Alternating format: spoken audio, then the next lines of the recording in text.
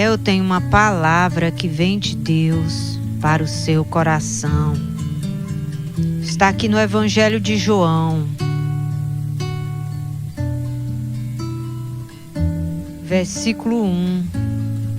Diz assim a palavra do Senhor: a cura de um cego de nascença. E passando Jesus, viu um homem cego de nascença.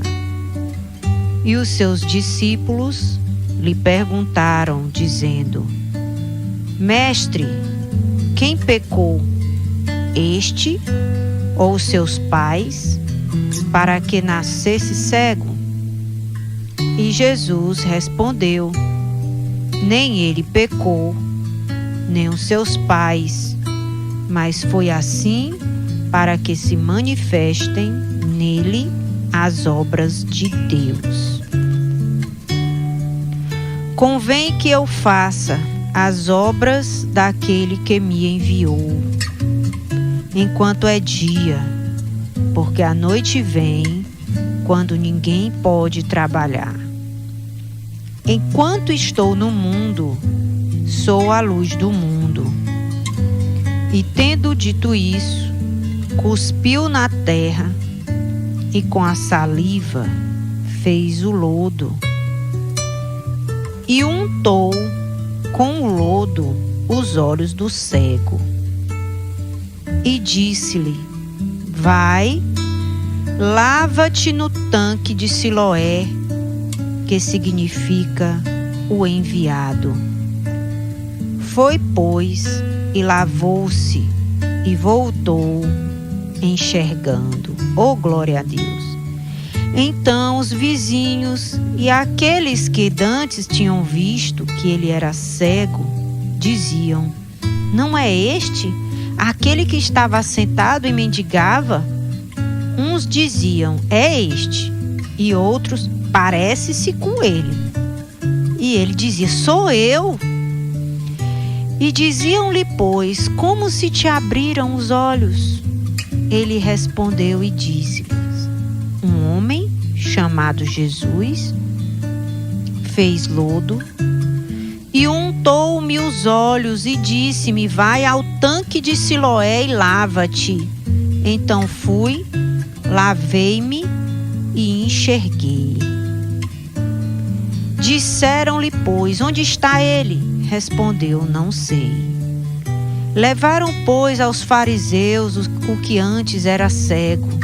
E era sábado quando Jesus fez o lodo e lhe abriu os olhos. Tornaram, pois, também os fariseus a perguntar-lhe como vira. E ele lhes disse: pôs-me lodo sobre os olhos, lavei-me e vejo. Então alguns dos fariseus diziam: este homem não é de Deus, pois não guarda o sábado. E diziam outros: como pode um homem pecador fazer tais sinais?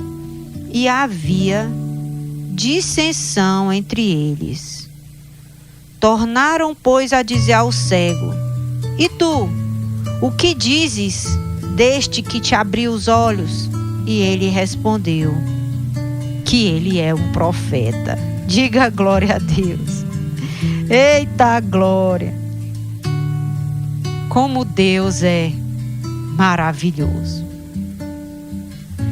Nós vemos nesse testemunho que está escrito para a nossa alegria, para a nossa edificação, para que a gente possa aprender algumas lições importantes sobre a fé, sobre o amor de Deus, sobre o amor de Jesus por nós e algumas atitudes que precisamos fazer para não continuarmos do mesmo jeito. Você vê Jesus, ele andava com os discípulos e ele não perdia as oportunidades para ensinar e nem os discípulos perdiam a oportunidade de fazer perguntas. Hoje a gente vive dias onde as pessoas elas têm dificuldade de reconhecer as oportunidades que Deus lhe dá.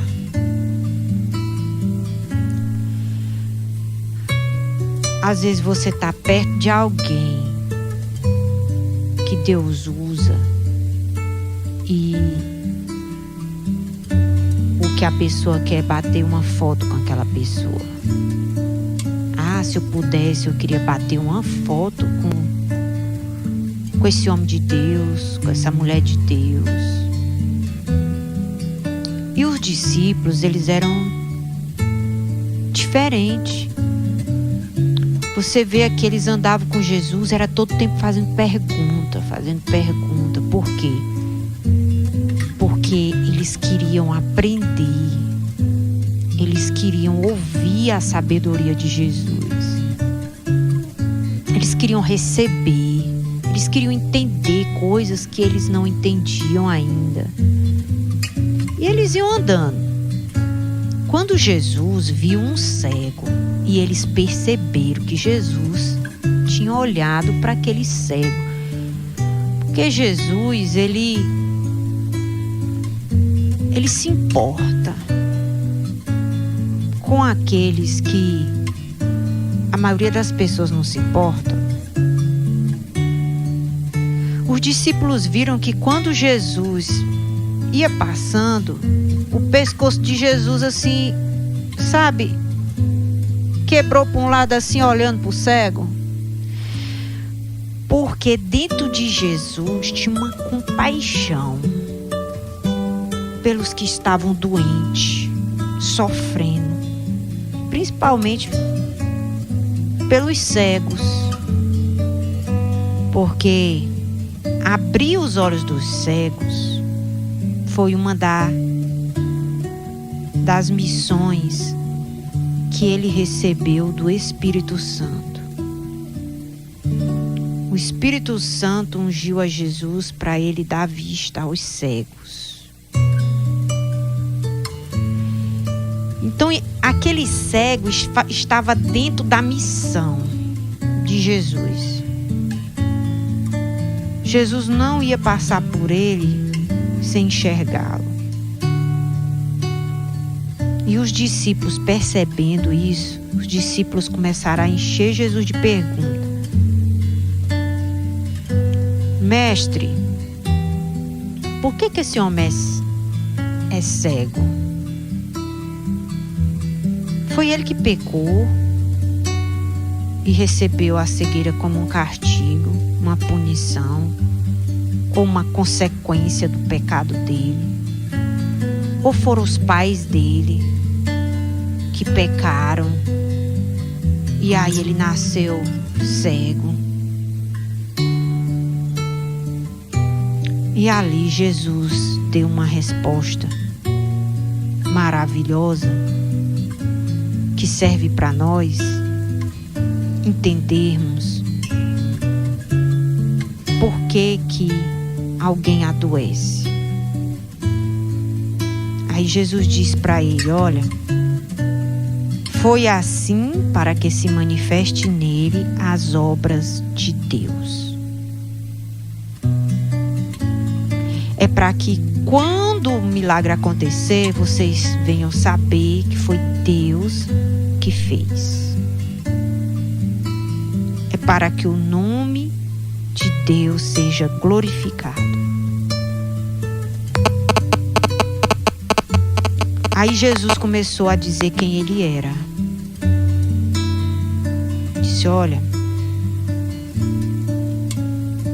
eu preciso cumprir minha missão enquanto é dia, porque a noite vai vir aonde ninguém pode trabalhar.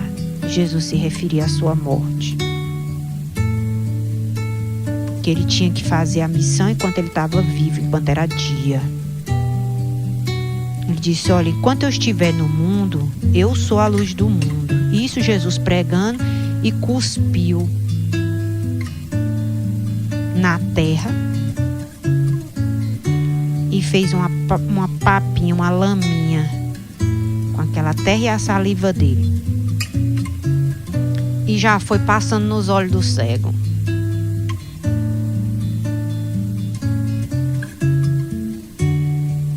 E Jesus liberou uma palavra específica. Disse para ele: vai e lava-te no tanque de Siloé, que significa o enviado. E ele foi.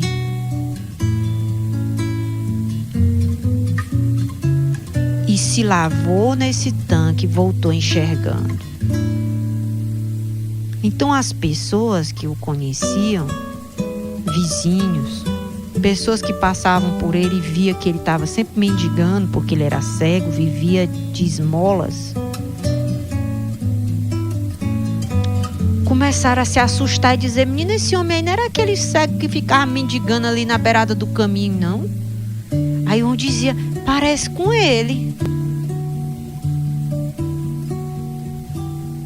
E ele, vendo a admiração das pessoas, quando olhava para ele, disse: sou eu, é eu mesmo. Eu sou aquele que era cego. E como é que pode? Tu tá enxergando? Tô enxergando. E o que foi que aconteceu? Um homem chamado Jesus. Ele fez uma laminha aí, passou no meu olho e mandou eu ir me lavar lá no tanque. E eu fui, me lavei, fiz do jeito como ele disse e tô enxergando. E disseram para ele: onde é que está esse homem? Ele disse: eu nem sei. Ele mandou eu fazer, eu fui fazer e não sei para onde ele foi não. Então os fariseus, que eram os religiosos, começou a interrogar o cego. E entre eles dizia: esse homem não é de Deus, porque se fosse de Deus, ele ia guardar o sábado. Ele não ia fazer esse milagre, essa cura num dia de sábado. Aí outros diziam: mas se ele fosse um pecador, se esse Jesus fosse um pecador, como é que o pecador pode fazer tantos sinais, tantas coisas maravilhosas, como ele tem feito? E aí começou a confusão. Aí puxaram o cego para botar o cego no meio da confusão. E você, o que é que você pensa desse Jesus? Para você, quem é esse Jesus? Para mim, ele é um profeta. Porque o que ele fala acontece. Porque é isso que um profeta faz. Ele profetiza. Ele fala a vontade de Deus. Ele libera a palavra alinhada com a vontade de Deus.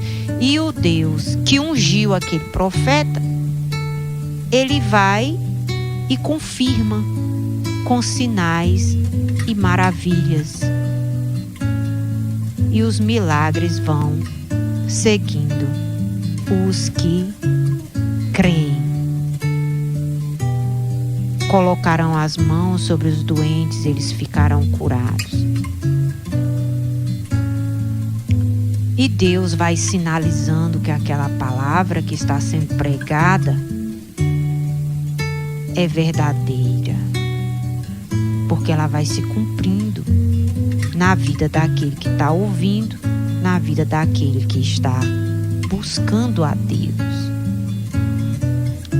Quero dizer para você, querido, que Jesus não mudou. Ele continua sendo o mesmo. Hebreus 13:8 diz: Jesus é o mesmo, ontem, hoje e eternamente. Há um desejo no coração de Jesus de curar todos os doentes,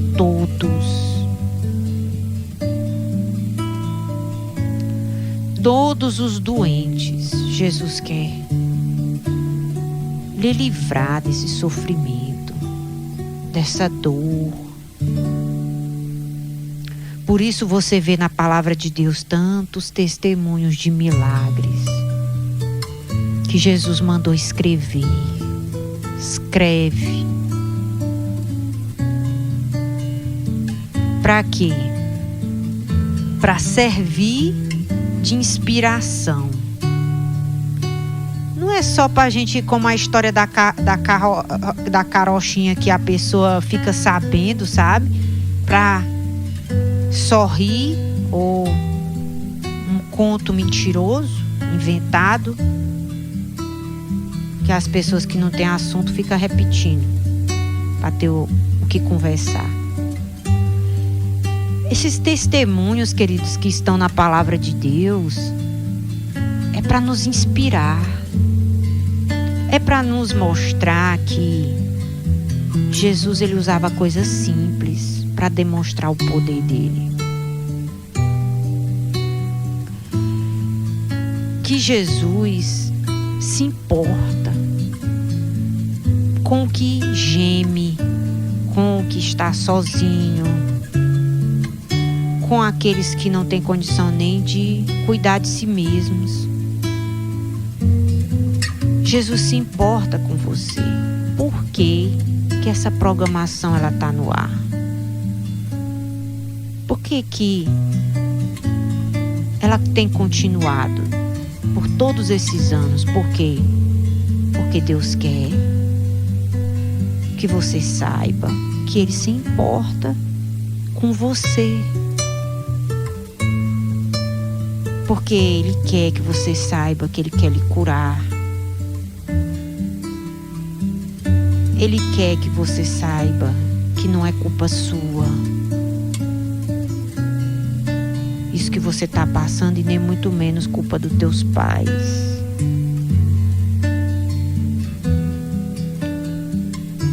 Jesus quer resolver aquilo que você não pode resolver, que ninguém pode, na verdade, resolver. Jesus quer resolver.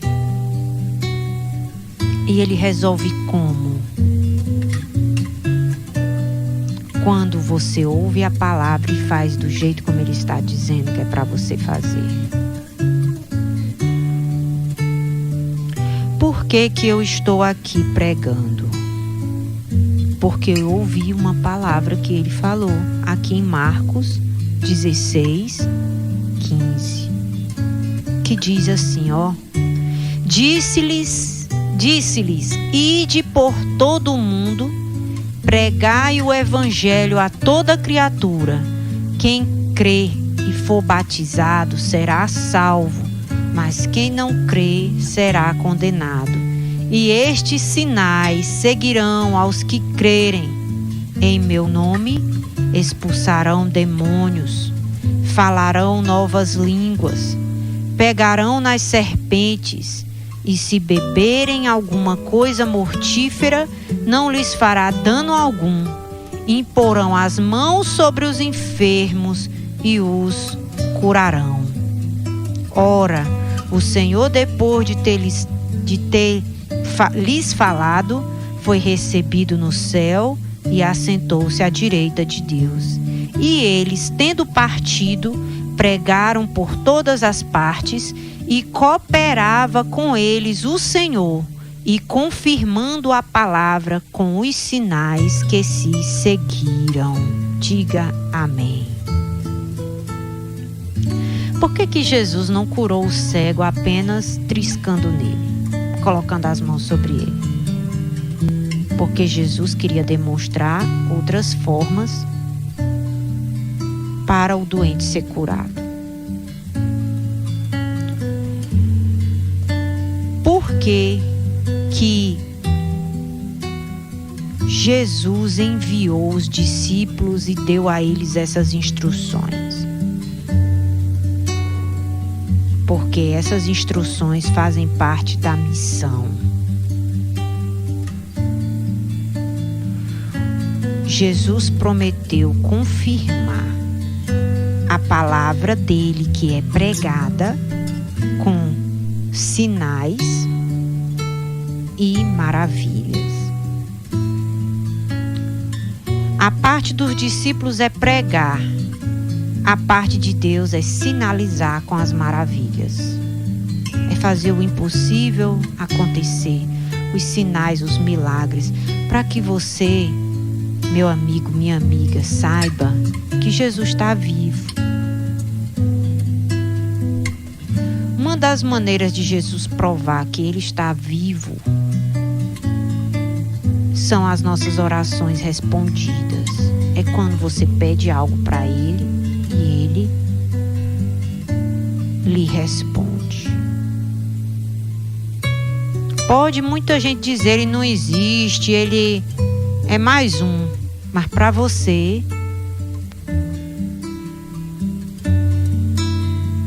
Ele é o Filho de Deus. Para você, Ele é o Deus que te cura. Ele é a luz do mundo. Para muitos dizia, esse homem não é de Deus. Outros diziam, não, mas pecador também ele não é, porque se fosse, como é que ele tem condição de fazer tantas maravilhas, tantos sinais? Vem cá, cego, para ti que viveu o milagre, ele é o quê? Ele é um profeta. Ele vem da parte de Deus. Porque uma coisa, queridos, são nós ouvirmos falar. Outra coisa é viver. Quando você vive, é outra história. Por que que eu digo para você que Jesus é o mesmo ontem, hoje e eternamente? Porque eu já tive hérnia de disco. E numa oração, na casa de Deus. Olha que o lugar que eu mais sentia dor era na minha casa. Teve uma vez que eu senti tanta dor que eu não conseguia levantar. Eu ia ficar aleijada. Porque na hora que eu ficava em pé, quem tem hérnia de disco sabe o que eu estou dizendo. E os médicos também, se tiver algum me ouvindo. Que dá tipo um choque na perna. E a perna falta da cintura para baixo. Quando você vai dar um passo, dá aquele choque no pé da coluna aqui, no cóccix, no finalzinho da coluna. E dá aquele choque assim, radiando para as pernas e a perna falta e você cai. Teve uma vez que eu caí dentro do banheiro, por pouco não bati minha cabeça no vaso. Porque eu me segurei na pia e fui caindo assim de banda. E eu chorava porque eu tinha um filho pequeno de um ano e pouquinho que precisava de mim pra tudo, sabe? Eu não tinha babá e nem empregado e nenhum parente que morasse perto. E tinha que fazer as coisas, e tinha que limpar, que tinha que carregar piso, carregar meu filho no colo, banhar. E eu chorava porque eu dizia, meu Deus, o que vai ser de mim e do meu filho? E eu fui pro culto. E quando eu estava louvando, me vendo de dor, mas estava louvando a Deus, mesmo com aquela dor, chegou o momento da oração. E o pastor disse, eu vou orar pelos doentes. E eu disse, pois é por mim mesmo. E ele disse, eu quero que você imagine aí, você fazendo tudo que você não consegue fazer. Eu comecei a imaginar pegando meu filho no colo, limpando minha casa, carregando as compras do supermercado. Comecei a imaginar eu caminhando sem dor. Um bocado de cenas assim na minha mente. Eu digo, agora eu vou orar para que Jesus permita isso aí acontecer. E ele orou. Simples assim. E a dor estava latejando. Igual uma goteira. Pim, pim, pim, pim nas minhas costas. E era dias e dias. Não tinha remédio que parasse aquela dor. Que eu descobri que não era culpa minha e nem culpa dos meus pais. era para que se manifestasse a glória de Deus. E quando terminou o momento da oração, eu me assustei, porque eu não achei mais aquela dor, e ela nunca mais voltou, para a glória de Deus. Meu filho hoje já tem 16 anos. Então não sei quem é Jesus para você, mas para mim ele é o mesmo de ontem, hoje, de 16 anos atrás e eternamente. Ele cura. Ele cura. Quer dizer, pastora, que a senhora nunca mais passou por uma dor na vida? Já passei por outras. E sabe por que eu estou aqui sem dor hoje, pregando para você? Porque Jesus é o mesmo ontem, hoje e eternamente. Ele é o mesmo de 3 meses atrás, 2 meses atrás, um dia atrás. Ele é o mesmo. Eu não sei o que muitos têm dito de Jesus para você. Quem são essas pessoas e nem o que elas pensam sobre Jesus. Mas eu sou esse cego dessa história aqui, sabe? Alguém que viveu os milagres de Deus e que não tenho dúvida que Jesus é o mesmo e que Ele quer fazer coisas maravilhosas na tua vida, amém? Deixa Jesus fazer essas obras maravilhosas. E mais do que Jesus fazer, deixa Ele te usar. Porque eu também sou discípulo. O que é ser discípulo? É você fazer pergunta para Jesus. É você deixar Jesus te ensinar. É você crer naquilo que Ele fez e, mais do que isso, acreditar que você também pode fazer.